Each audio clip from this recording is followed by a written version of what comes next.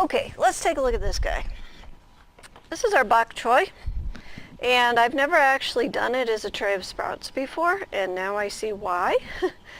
It elongated on us. If you look at it, what you can see here is this whole thing is stem. So you got the roots down there, and then you got your crown clear up here, and it elongated between the root and the crown. That's going to make kind of a weak point for us. What these things are going to do is they're going to lay over sideways, and then we'll actually still be able to get a harvest from it, but this whole stem will be susceptible to dampening off. I'll have to be careful how I water this tray, but they will lay over. So in my garden journal, what I want to do is make a note that bok choy is probably not the best choice to pick for growing in my sprout cabinet. Now, every location, every situation is going to be slightly different. So what you want to do is just keep notes for that particular situation, and like that particular sprout cabinet is not the best for these, but we're going to go ahead and watch these for the next 4 weeks and see what they do. So they'll go back in. And then here's our lettuce. Now if you notice the lettuce, we didn't get that elongation, and we didn't get that on the basil either, so I'm not so sure what's the deal with the bok choy. This is more what I expected. But if you take a look at this tray, we had such good germination that this is too thick. See here? Now if I were going to shear this right now at the cotyledon stage, first off, I wouldn't get a whole lot to eat. And second of all, then we couldn't reuse this. This is a cut and come again tray.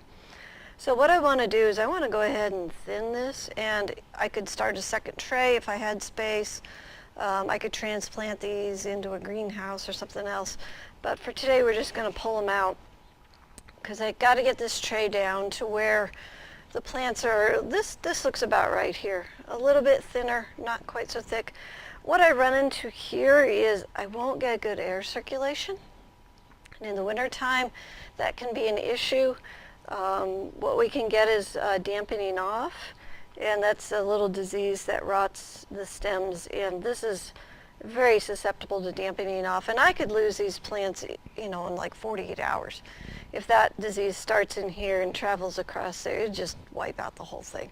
So in order to prevent that, we're just going to thin it a little bit.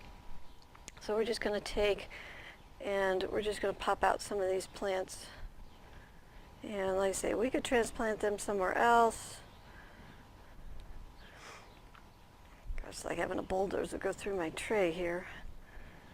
I think I'm just going to pull them from the top. It's going to be a little easier on the rest of them that I leave behind.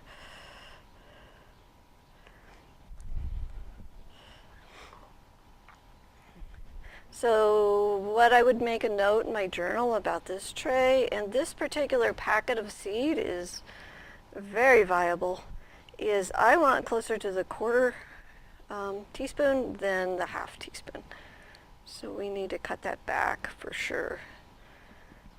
And if I was doing another tray, that's exactly what we would do. And each packet of seeds is going to be a little bit different, so you're going to get different scenarios every time you're working with this stuff. But if you keep good notes, you will start to figure it out. A little bit thick up in here too. I'm just going to thin just slightly.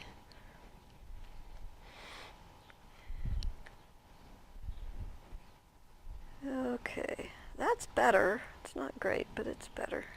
It's always hard to thin, isn't it? Looks like an elephant walked through there. Okay. All right, so now that I've disturbed all these roots, I want to definitely water this thing.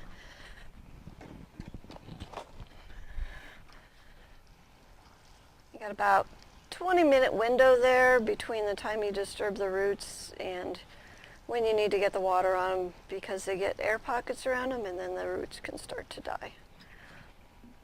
To learn lots more about easy, productive gardening, tune into the High Performance Garden Show. You don't want to miss out. The show features a 128 square foot vegetable garden that can produce over $2,500 worth of garden fresh veggies with only a 15-minute a day commitment. And we'll show you everything that we do in that garden for a 33-week growing season. Along with the upcoming season, you can also watch the last 2 seasons. That's over 110 hours of gardening education, totally for free. Soon we will be starting the next season, which will provide you with 33 more weekly episodes to get you even more garden tips and techniques on how to grow a high-performance garden in your backyard. So sign up today, start learning. It's totally free. Start your garden season off right by going to thelivingfarm.org/high-performance-garden-show. Until next time, may your garden be easy, fun, productive, and always organic.